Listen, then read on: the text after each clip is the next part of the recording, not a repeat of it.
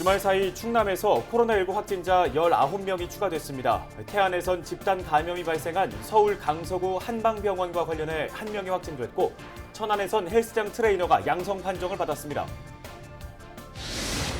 충남의 지역화폐 발행 규모가 지난해보다 10배 늘어난 것으로 나타났습니다. 충남도의회 행정사무감사에서 불법 유통을 막기 위한 대책이 필요하다는 지적이 나왔습니다. 충남도가 정부의 시외버스 고용지원금 지원이 끊기는 시점을 앞두고 자체 예산 10억 원을 투입하기로 했습니다. 지원 대상은 도내 5개 버스 업체의 휴직 운전자 500여 명입니다. 영하를 웃도는 날씨에 청양에서 연분홍빛 벚꽃이 꽃망울을 터뜨려 화제가 되고 있습니다. 봄과 가을 두 번에 걸쳐 피는 10월 벚나무를 카메라에 담았습니다.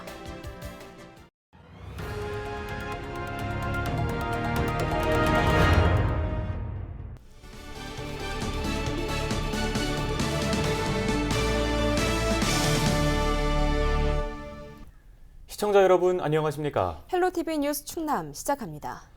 주말에도 충남을 비롯한 전국에서 코로나19 확진자가 잇따라 발생했습니다. 5단계로 세분화된 거리 두기가 시행된 뒤 첫 주말이었는데요. 취재기자 전화 연결해 자세한 내용 살펴보겠습니다.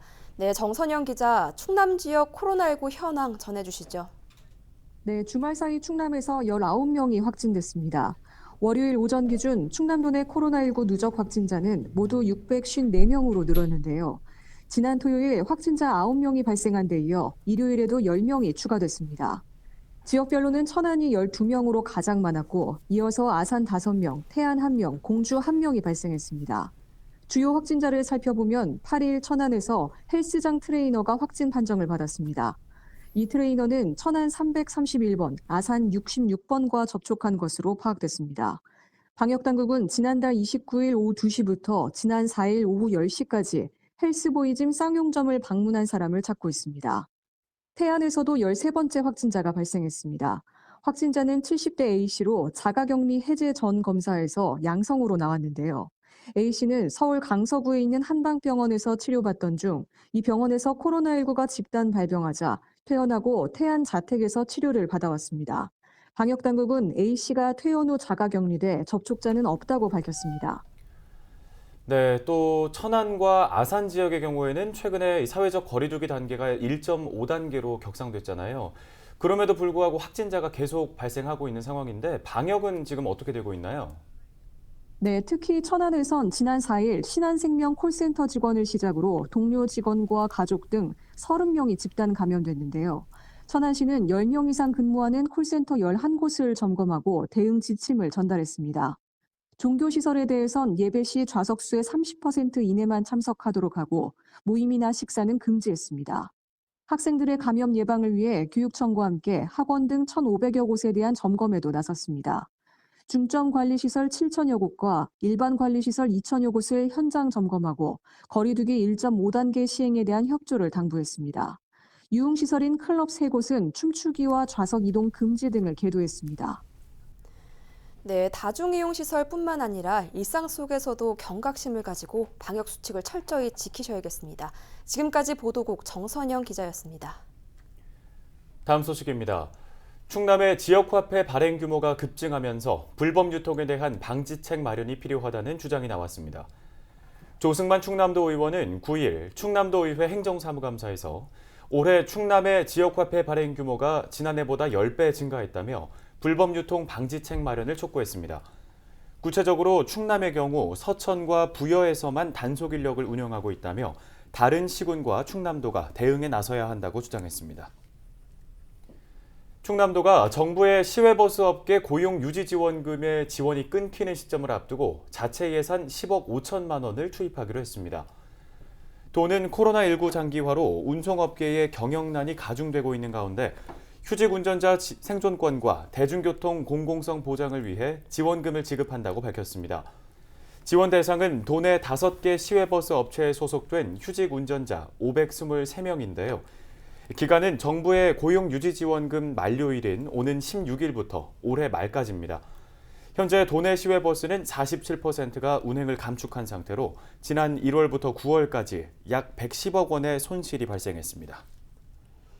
지난 토요일이 겨울의 시작을 알리는 입동이었습니다.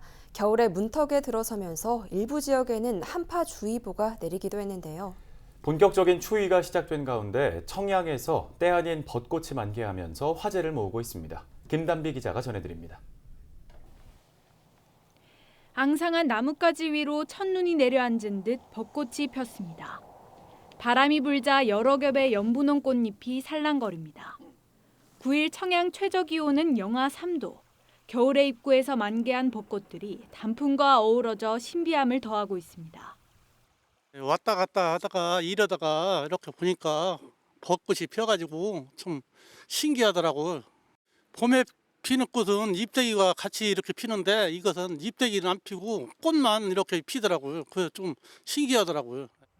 초겨울 추위 속에 피어난 화제의 주인공은 10월 벚나무입니다.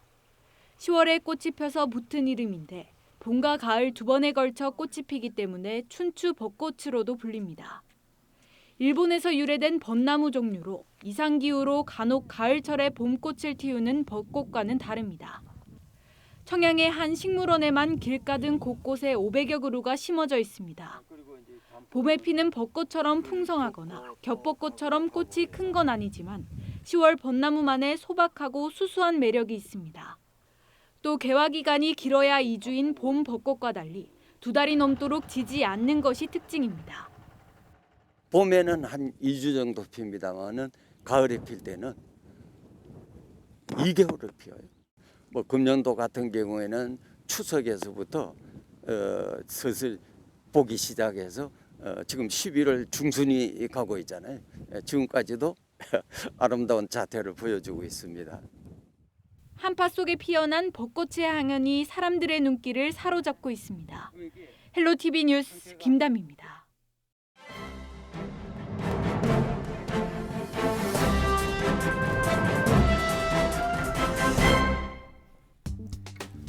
신문 브리핑 충청투데이 기사입니다. 최근 초등학교 돌봄 전담사들의 파업으로 일부 돌봄 교실 운영이 차질을 빚은 가운데 2차 파업까지 예고되면서 돌봄 논란이 재점화될 것으로 보입니다. 지난 6일 초등학교 돌봄 전담사 파업으로 대전과 충남, 세종 지역의 초등학교 일부가 돌봄 교실을 정상적으로 운영하지 못했는데요. 충남의 경우 422개 교 가운데 164곳에서 259명이 파업에 참여해 574개 돌봄 교실 가운데 242개가 운영되지 못했습니다. 이에 각 교육청들은 파업 업무 처리 지침에 따라 정상적인 돌봄 운영이 어려운 곳은 학부모 가정 돌봄이나 지역 돌봄기관 등을 안내하고 돌봄이 꼭 필요한 학생들만 돌봄에 참여하도록 했습니다.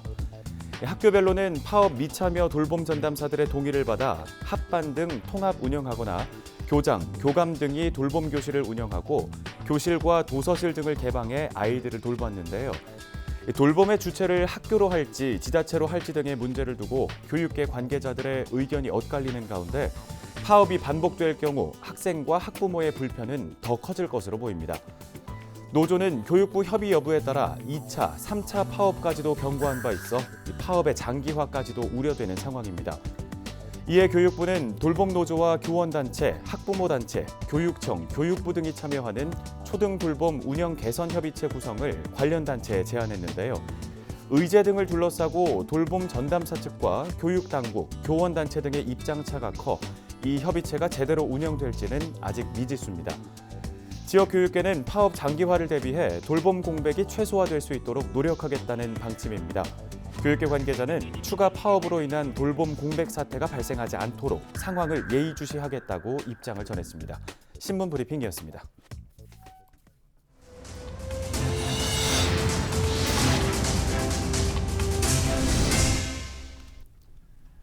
지난달 31일 태안과 보령을 잇는 원산 안면대교 교각 충돌 사고로 22명의 사상자를 낸 어선 선장이 1차 조사를 받았습니다. 보령 해경에 따르면 업무상 과실치사상 등의 혐의로 입건된 42살 선장 A씨는 지난 주말 입원 치료 중인 수원의 한 병원에서 사고 경위에 대한 진술을 한 것으로 전해졌습니다.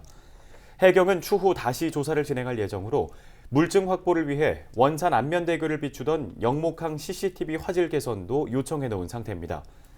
지난달 31일 오전 5시 40분쯤 원산 안면대교 아래를 지나던 어선이 1번 교각을 들이받았으며 이 사고로 3명이 숨지고 4명이 중상을 입는 등 모두 22명의 사상자가 발생했습니다.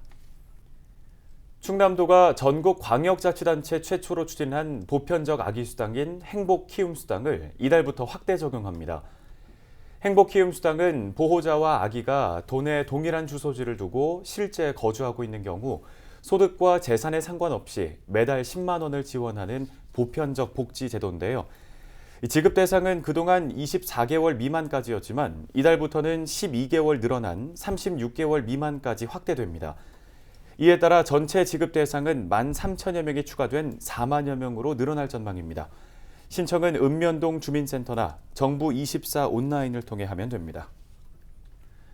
중소벤처기업진흥공단 충남지역본부가 도내 고위험시설 중소기업에 긴급 경영안정자금을 지원하기로 했습니다.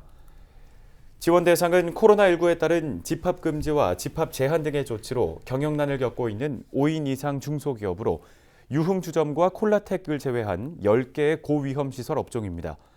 이들 기업에는 10억 원 이내의 융자를 1.5% 고정금리로 지원하는데요. 절차는 비대면 심사 등으로 간소하게 진행해 기업의 부담을 줄이고 자금을 신속하게 지원할 계획입니다. 충남도가 안전 관련 감찰을 강화하기 위한 전담기구를 출범했습니다. 충남도는 9일 효율적인 안전감찰 체계를 구축하기 위한 안전감찰 전담기구 협의회를 출범했습니다.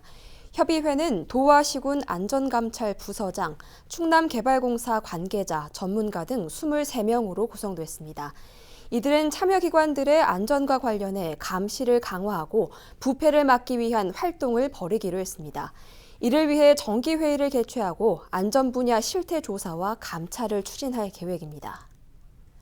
충남도의회가 건설공사 부실 시공을 막기 위한 제도적 장치 마련에 나섰습니다. 도의회는 최훈 의원이 대표 발의한 충청남도 건설공사 부실 방지에 관한 조례안을 입법 예고했다고 9일 밝혔습니다. 조례안에는 부실공사를 방지하기 위한 시책 마련, 교육 의무 실시, 공익신고 제도화 등의 내용이 담겼습니다. 또 발주처가 부실 여부를 측정해 시공사와 해당 건설업체 등에 필요한 행정 처분을 하고 신고자에게는 포상금을 지급하기로 했습니다. 충남개발공사가 자체 사업 발굴을 늘리고 부채 비율을 줄여야 한다는 지적이 제기됐습니다. 충남도 행정사무감사 자료를 보면 최근 5년 동안 충남개발공사가 실시한 30개 사업 중 대다수는 대행사업이며 자체 개발 사업은 3개에 불과했습니다. 또 이 기간 부채 규모는 1,200억 원이 증가한 것으로 나타났습니다.